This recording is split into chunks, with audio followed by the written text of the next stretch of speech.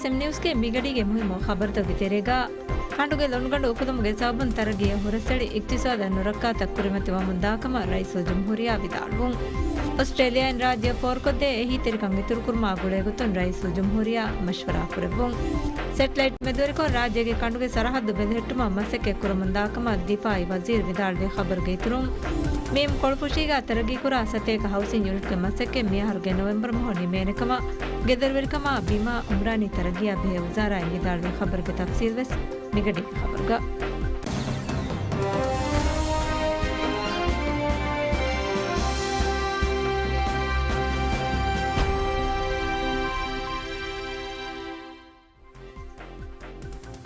बिस्मिल्लाहिर्रहमानिर्रहीम अस्सलाम वालेकुम PSMNEWS का मिगडी का खबर बलम गंदवा में हा पे फुना मखबा दनवांग मिगडी का खबर की का में बदल कोली अड़गुन मुद्रवान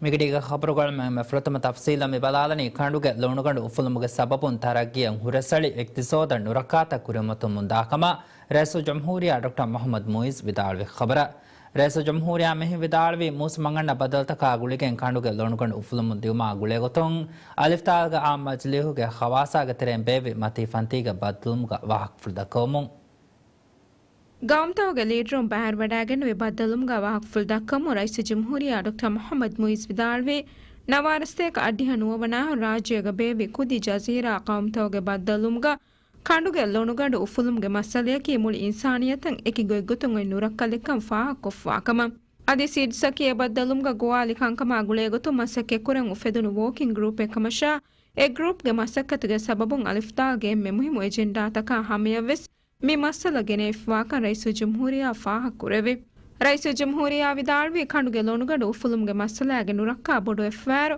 एकमगे सबबुन दिरुमगे वट्टफालिया सगाफता तरिकेवेस नुरक्का त कुरिमते मुंताकम अदि मसलतवगे इतुरुं खांडुगे लोणुगंड उफुलुमगे सबबुन मौसमी कारिसातन इतुरे दिरुमगे हालतन असरको तरग्गियं हुरसळि इक्तिसाद नुरक्का त कुरिमते मुंदाकमगे rice जमहूरिया फाहक कुरेवे එහෙකම මූස්මංගන්න බදල්තවගේ සබබුන් කණ්ඩුගේ ලොණුගඩ උෆුලුම්ගේ මස්සලය බයිනල් අක්වාමී ෆෙම්වරුග ගුලිගෙන් දෙමෙහෙට්ටෙනෙ hours හල්ලුතකෙන් හෝදා දෙන්චි හේකම් ගරයිස ජම්හූරියා විදාල්වේ For an emergency is upon us, threatening our way of life, our cultural identity and our heritage, increasing and intensifying adverse weather and natural disasters, affecting in turn the well-being of our people, eroding our development gains and putting our economy at risk.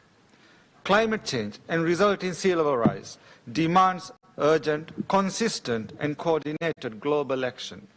Rice जमहूरिया विदाळवे मसलेयं हल्लु होदु मकुरवेने कंटकेंगे बोहरि कमशा एगे तिरेगा मूसमंगन बदलतकं हेनु मकुरा हेद इतुरुको एकम बेनुवा मालिये हि फसियं लिबेने गोइतकें हदंचि हेकम अदि मूसमंगन बदलतकं हेनु मकुरा हेदे आ मूसमंगन बदलतकं रक्का तेरे मकुरा हेदागे फरगु कुड कुरंचि हेकमगा रईस जमहूरिया विदाळवे मीगे इतुरुं एकंकम बेनुवा मालिये हि तिरिकं होदं मिहारवरे फसिह गोइतकें होदंचि हेकमगे रईस जमहूरिया विदाळवे रईस जमहूरिया विदाळवे मिदिया फसहरुगे तेरेगा मूसमी कारिसातवगे सबबुं कुदी जजीरा कौमतक बोडिति गेल्लुमा कुरिमतलांचि हेफ्वाकम එහෙන් කමුන් එකමුන් අරාගතුම ලොස් එන් ඩැමේජ් ෆන්ඩ මිහාරවර බොඩ එබ්බාරලුම දෙවුම බයින ලක්වාමි මුජ්තමා රයිස් ජම්හූරියා ගෝවාලෙවි ऑस्ट्रेलिया राज्य फोर कोदे एही तिरकं इतुर कुरमा गुळेगुतुन रईस जमहूरिया डॉक्टर मोहम्मद मुइज मशवरा कुर वाफे मे मशवरा तबावा फावणी अलिफ्ताल का आम मजलिहुगे खवासागतरें ऑस्ट्रेलिया के खारजी वजीर पेनी वोंगा को बेबे पदल कुरे muga rice जमहूरिया doctor Mohammad मुइजा Australia के खारजी वजीर बेबे पदल कुरे मुगा देबे फुलमवणी बैन अल-अक़वामी गोतुना सरहदी गोतुन देगौमगे मसलाहतु हिमने कंकमा गुळेगुतुन फुला दायरा का मशवरा कुर वाफा मीगे तरेगा इंडिया कंडुगे सरहदी सलामत हमजेहुमा मूसमंगन्न बदलतहुगे सबबुन कुरिमतिवा मसलतवेस हिमने आदि मि मसलतक कुळिगे देगौम गुळिगे ಕುರಮುಂದ ಮಸೆಕ್ಕತುಗೆ ಮುಹಿಮ್ಮುಕಂವೆಸ್ ದೆಬೇಫಳುಂ ಫಾಹಗ ಕುರವೆ Me baddal kuram ga Raisa Jamhuriya wani Australia ga sarkar for ko damunda scholarship ke fursat ka shukura da kurava kurenga ga efa da fursat tang itru ko devang edwada ganwa kang ham kurava fa खबर का मिहा साबों लौनगंड उफल मुंदियो मागुले को तुंग अलिफ्ता गा आम मजली हो गया खवासा के तेरे कुरियता पातल वनी माल मबाबा खासा रस्मियात बेफना हिसाब बागु तुंग नस्तेना Special Envoy for International Climate Action is unfortunately not able to join us this afternoon. In accordance with Assembly Resolution 78/319 and as indicated in the concept and logistics note circulated through letters by the President of the General Assembly dated 15 August and 3rd September 2024. This multi-stakeholder panel will focus on the theme livelihoods, socio-economic challenges and culture and heritage in relation to the sea level rise. A summary of our discussion will be presented at the closing segment of the high-level meeting at 5:40 in the Trusteeship Council chamber.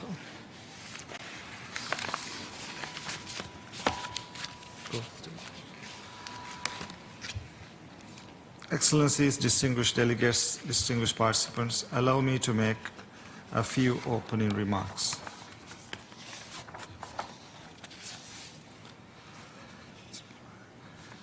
Sea level rise caused by climate change is a challenge for coastal communities, a Trojan horse that conceals a myriad of threats to our shorelines, communities, cultures, and survival. For the Maldives, the danger of sea level rise as a slow onset event is a serious concern. 80% of our islands stand less than 1 meter above the encroaching tides.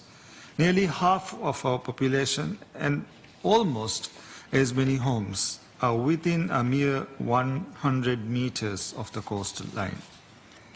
We've been sounding the alarm since 1987.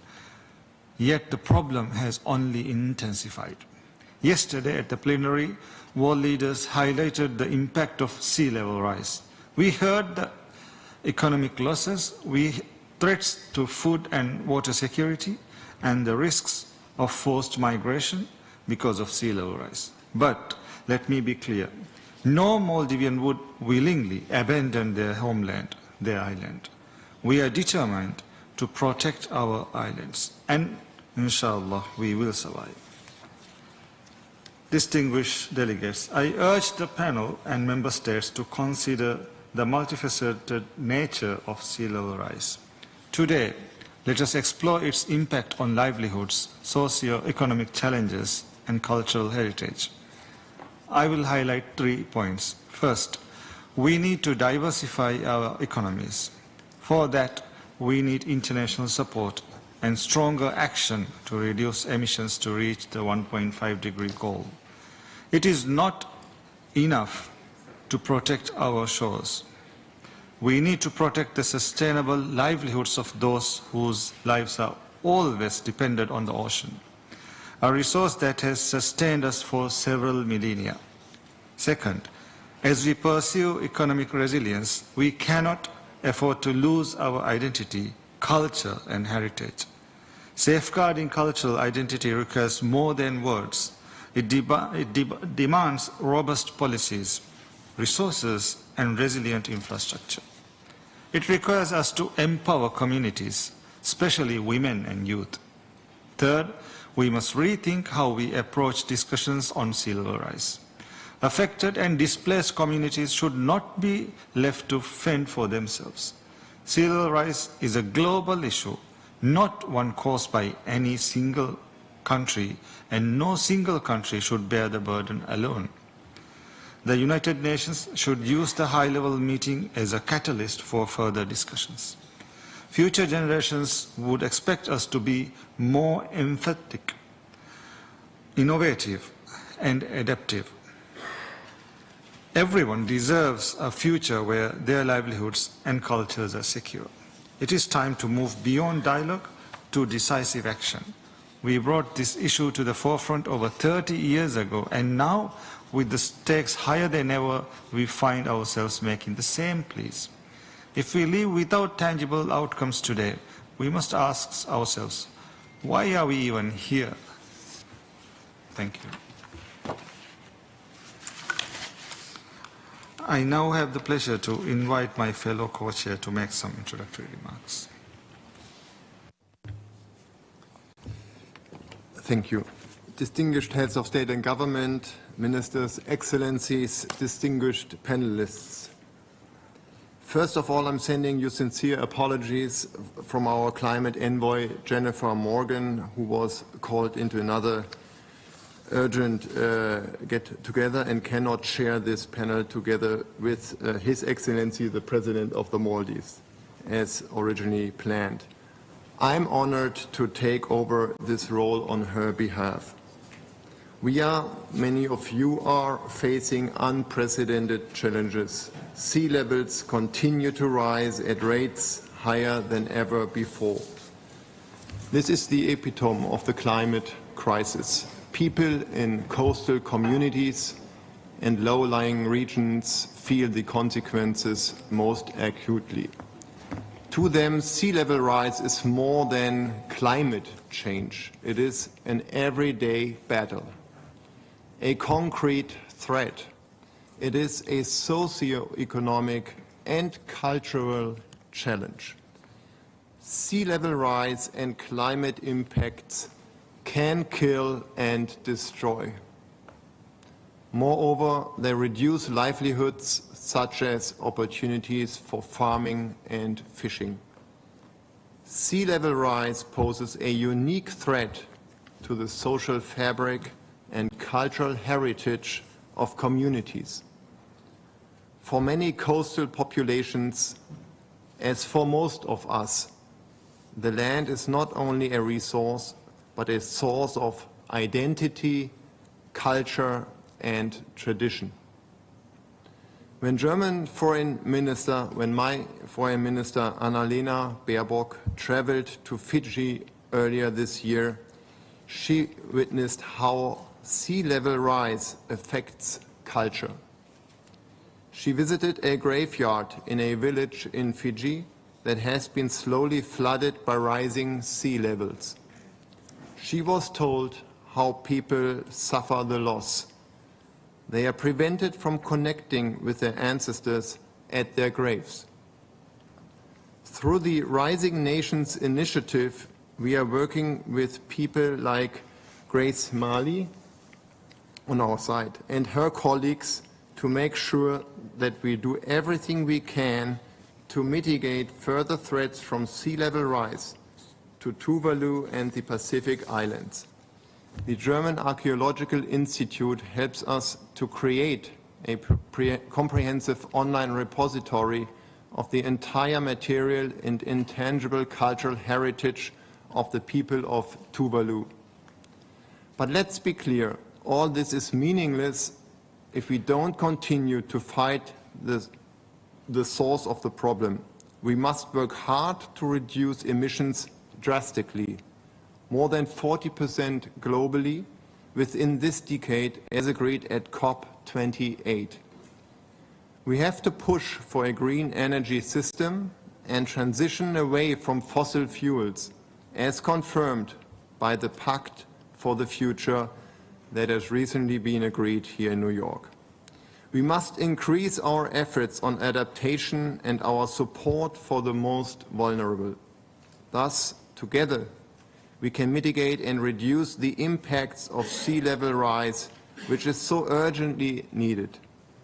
I look forward to learning more on your perspectives, needs and solutions from our distinguished panelists and speakers in today's panel discussion. Thank you very much. Before introducing the panelists, I would like to remind delegations that the expressions of interest for each of the panels were closed on Wednesday, 11 September, and the provisional list of speakers for the multi-stakeholder panels was circulated to delegations. in the letter by the President of the General Assembly dated 16 September.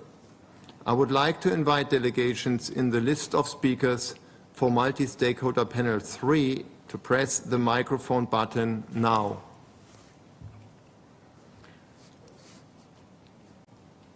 I also wish to remind delegations of the agreed time limits of 3 minutes for the participating states speaking in national capacity and 5 minutes for group statements. The time limit for observers is 2 minutes. I now have the pleasure to welcome our distinguished panelists. I start with Mr. Ernesto Otone Ramirez, Assistant Director General for Culture at the United Nations Educational, Scientific and Cultural Organization. Mrs. Sarah Rosengärtner, Deputy Managing Director of the Global Center for Climate Mobility, and Mrs. Grace Mali, Pacific Youth Fellow. We will now hear from our panelists, and thereafter the floor will be open for comments, observations and questions. Panelists are requested to limit their presentation to 3 minutes each.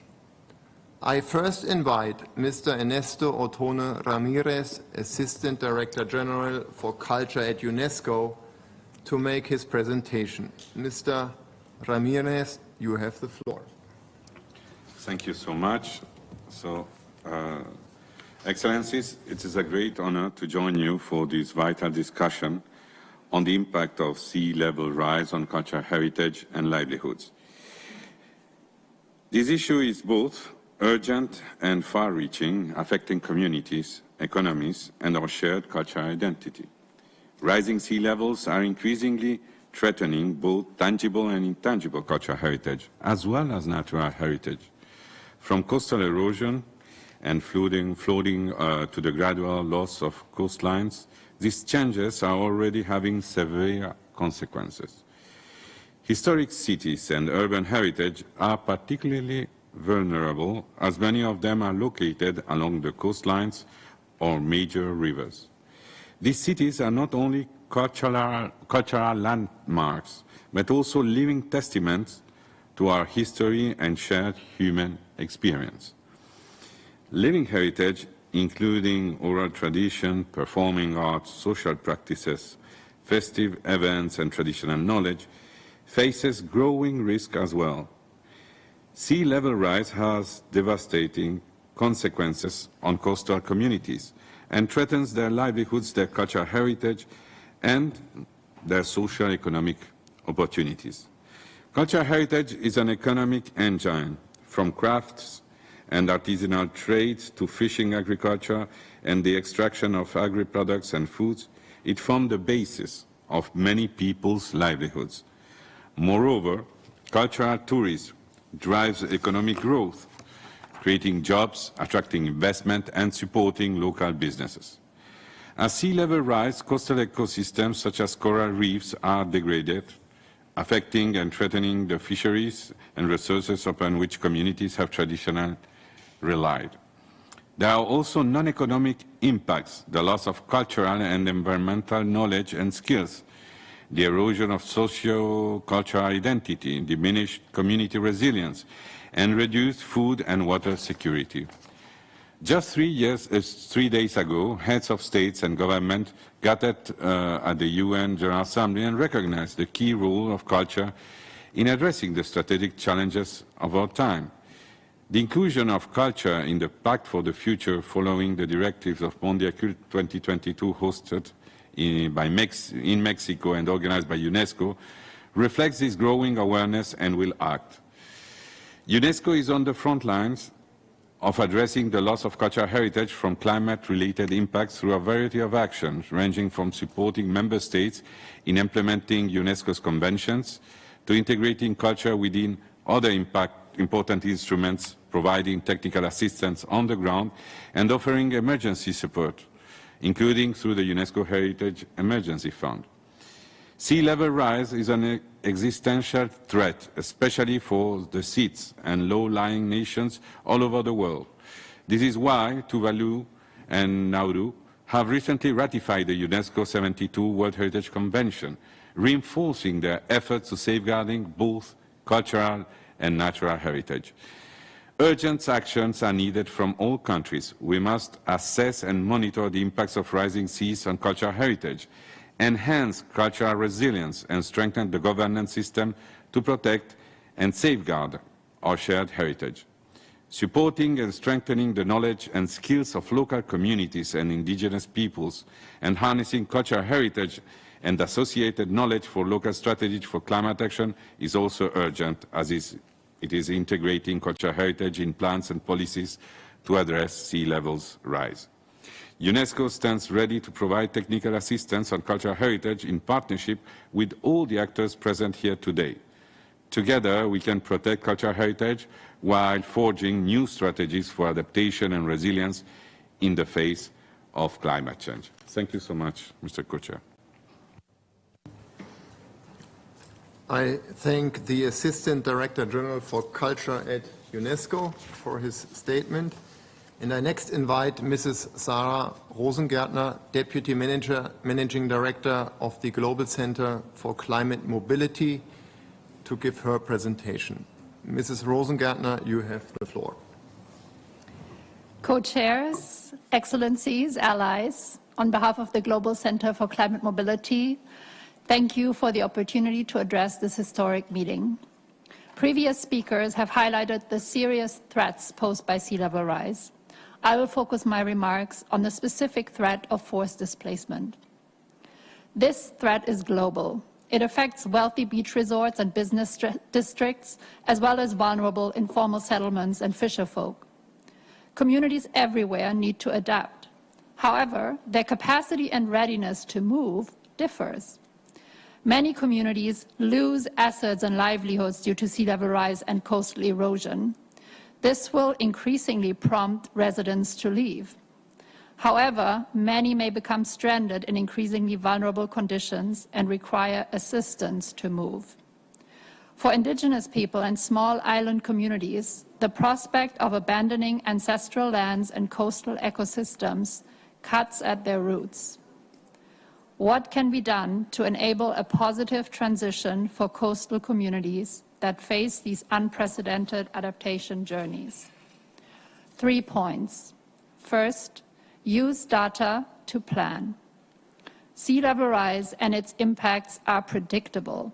We can identify projected hotspots of climate mobility using data and modeling.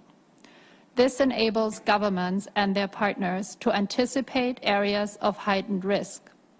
It can also inform decisions on where to place infrastructure to accommodate future population growth. When climate impacts are unpredictable, it is paralyzing. When communities have data and a time horizon to plan around, they have greater agency. Which leads me to my second point. Support positive community transition. We must empower coastal communities to participate in decisions about their future. That means developing options around staying and moving based on science, awareness, rights, and choice. People have the right to remain. More resources must go to locally led adaptation to help people protect their homes. When communities decide to pursue planned relocation, there must be clear procedures and safeguards in place. Third, create new climate mobility pathways.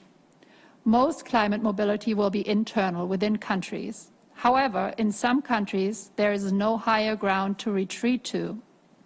Governments must develop policies and agreements that provide for safe and legal climate mobility pathways across borders.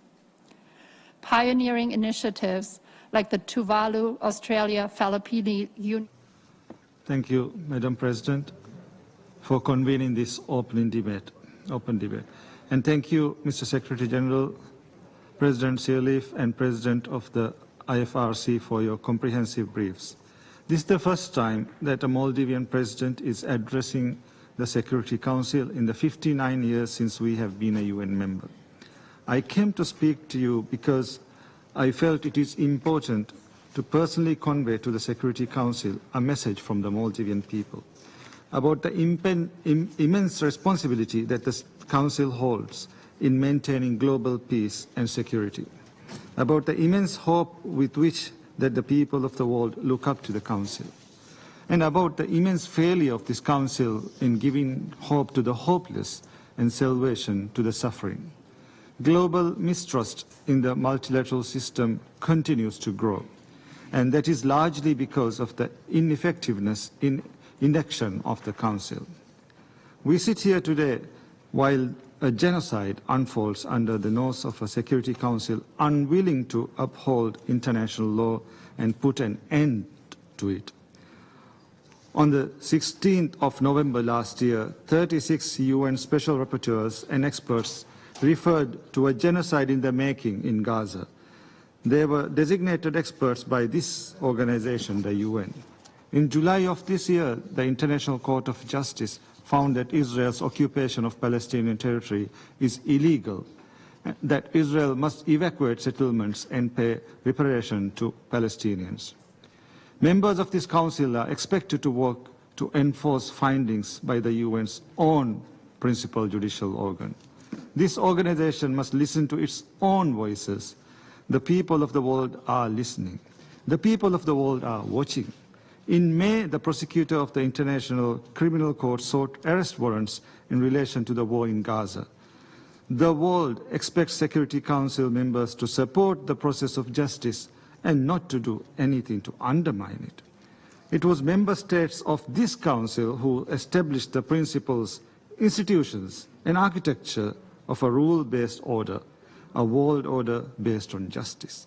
That architecture is now crumbling under the rubble of destroyed homes, hospitals, and schools, disintegrating under the weight of the bodies of innocent civilians in Gaza and Lebanon. An architecture decaying, stained with the blood of those whose very existence is supposed to be a symbol of a civilized world order, from aid workers to UN staff to journalists from Palestine, Lebanon, and Al Jazeera, who Israel has killed or closed their offices while they risk everything to ensure we don't all return to a world where children and babies die in silence, perish in darkness. Powerful members of this Council, is this really the world you want us to lead into? Powerful members of this Council, is this really the example you want to set for others? Powerful members of this Council, do you really want to undermine the foundations of global order that you have built? The decline in trust in the Security Council is rooted in the lack of equal representation, accountability, and transparency. It's fueled by the Council's selective intervention in maintaining security for some, but not for others. We need change, and we need it now. The Security Council must become more representative. Its composition is archaic and outdated, out of touch with the realities of UN membership today. For example, small island developing states are 1/5 of UN membership. Our voices matter. Our perspectives matter. Our wealth of experience in conflict resolution, rooted in our traditions of community and cooperation, matter. We deserve a seat at the table. A permanent rotating seat for seats will be a historic step towards equitable representation. So, will the efforts to address the historic injustice towards Africa in the Council, which we wholeheartedly support? An inclusive and representative Council will be a more effective Council. An effective Council will also practice what it preaches. The Council cannot expect democracy and accountability in UN member states without practicing the same in the Council. We know the solution. It requires courage and a strong will. We must abolish the veto. The veto continues to paralyze the Council from stopping Israel's genocidal war against the Palestinian people. The veto has allowed Israel to continue with impunity in practicing brutal occupation and risking regional security. The veto continues to enable the massacre of innocent people. So let us kill the veto. Let us also bring an end to the ineffective intergovernmental negotiations that have not produced a result for more than 15 years. Let us start fresh, with renewed hope and fresh resolve. Let us start a new intergovernmental process with text-based negotiations. I urge the new President of the General Assembly to conclude the process before the end of the 79th session. The Council must also accept and address the implications of non-traditional security threats. The link between climate change and conflict is clear. Pandemics and disasters have proven to be devastating on a global scale. Lack of water and depletion of other natural resources are already creating chaos. As we witnessed in Lebanon a few days ago, technology has advanced to a stage that detonating devices in your own pockets remotely is now a reality. If the Security Council is not more flexible and agile in effectively responding to these new and emerging threats, it runs the risk of being buried in the dust. As countries take matters into their own hands, it will lead to more chaos and more conflict. To address this, the Council must listen to the people it serves, experts, civil society, regional bodies and individuals. I call for the establishment of a mechanism where people can provide the Council with innovative and real-time solutions. Let us trust the people we are elected to serve so that they too will trust us again. Madam President, the Maldives is a small country, but we are a proud member of the UN. As our first act after regaining our independence 59 years ago, we requested to join the UN. We have always placed our faith in the multilateral system and the United Nations. As a guarantor of our sovereignty, of our equality, we are not questioning the value of the UN. But because the Security Council acts on our behalf and we are obliged to accept and carry out decisions by the Council, we have a right to question its work and its methods. Talk is cheap. We deserve better than empty rhetoric and half-hearted gestures. We demand better. I thank you. I thank His Excellency Mr. Muizu for his statement. I now give the floor to His Excellency Mr. Edgar Srinkevich, President.